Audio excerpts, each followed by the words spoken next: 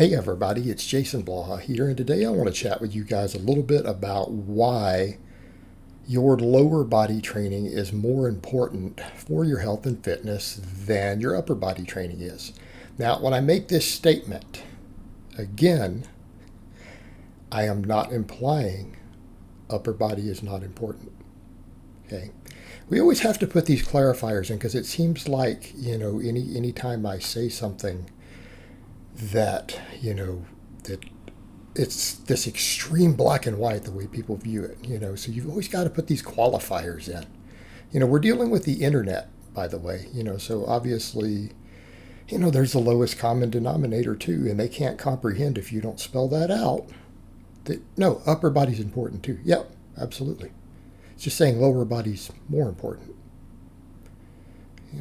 Particularly the people who seem to hate me. They seem to all have really low IQs for the most part.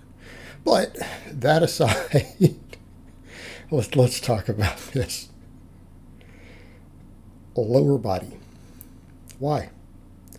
Well, and I'll discuss why all of it matters first. But first of all, we know that health, insulin sensitivity, a lot of your health markers just having more muscle mass. And this is an infinite thing, by the way, right? It's an infinite thing. When you say this, people are like, no, a person can get too big. Well, no, technically, no. The only way you can get big enough to where your muscle mass is attributed in any way to negative health markers is through heavy anabolic use. Like heavy drug use is required, not casual use, right? Not that there, internet TRT. You got to be going pretty hard. Now, here's the point there. The health benefits of all the muscle are actually still there. And people forget that. It's people are like, well, it's that extra body weight. Yeah, but when you look at the insulin sensitivity and stuff, the more muscle you have, and I want this to be very, very clear. The scientific literature is overwhelming on this. The more muscle you have, the less chances you have of developing cancer or diabetes. Hands down. Okay, and we know the mechanisms why. There's no upper limit to that. Now, your downside, in order to get that much muscle, a person might have to use specific substances, not just anabolics, as part of the equation that hurt insulin sensitivity. Okay, does that make sense? That's why there's a problem, potentially. Otherwise, the muscle itself is never, ever a problem. It's always a positive on some of those health markers. All right. With that being said, total metabolic turnover, total insulin sensitivity, all these things. All right, the stuff that helps us avoid, obesity, cardiovascular disease, everything else. All right, now that's whole body. Here's the issue. People who focus exclusively on the upper body or too much on the upper body, they end up having a lagging lower body. Well, lower body's a whole lot of muscle. Look right there at the video with my lower body. All right, that's a lot of muscle. It's a lot of insulin sink, blood sugar sink right there. All right, energy turnover. But here's the other point. We start talking metabolically active tissue and how we're using it. What burns through the most energy when you're up walking around? What burns through all that doing your day-to-day activities? Lower body counts for more.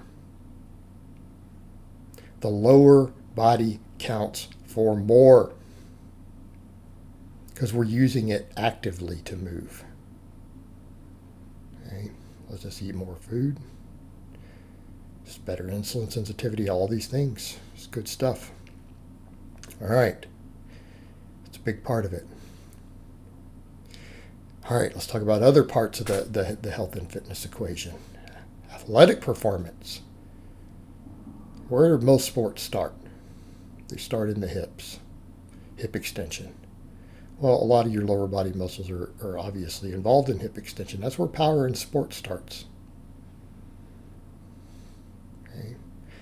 it contributes more to overall average athletic performance. Now, when I state that, people say, oh, Blaha said the only thing you need to do is squat to be a good boxer or a shot putter.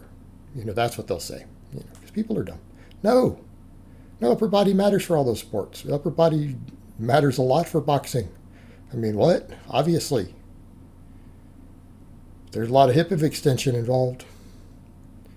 Anything that involves running, jumping, kicking,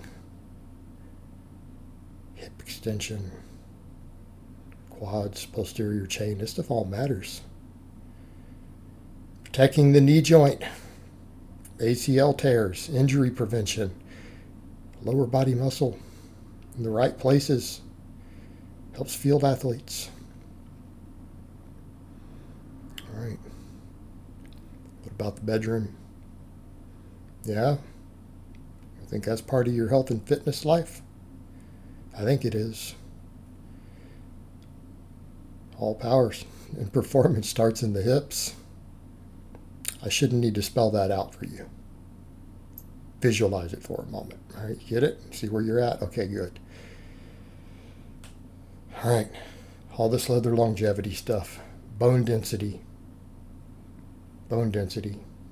What builds bone density? Big, heavy structural exercises. Squats, deadlifts, variations of them. That's where we get that bone density. Lower body being a real big part of that. Because all those structural exercises like that use the lower body, don't they? If you don't know what I'm talking about, you see me deadlifting right there. All right? How much bone density you think it takes for me to do that deadlift you just saw? How much bone density do you think I'm getting doing this other rep work after? It's improving bone density to the entire body. We stave off osteoporosis, all these fractures. Our bones break less easily. Okay. This is a good thing. Talking about avoiding hip fractures. That's all lower body. That's completely lower body. And your lower body muscle mass building it contributes there. Hip fractures, number one killer of old people outside of cardiovascular health. But that all ties in, doesn't it? Because look at the statistics.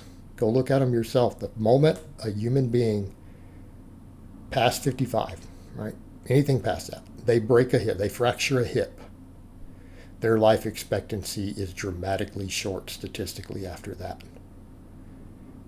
I could be wrong here. I want to say the number I saw was that 95% chance they will be dead in 3 years. 19 out of 20 people are dead within 3 years of their first hip fracture. Because everything declines. Okay. Lower body is everything here. All right, guys, but that's really all I have to say on that today. I hope it's been informative, and I will talk to you guys next time.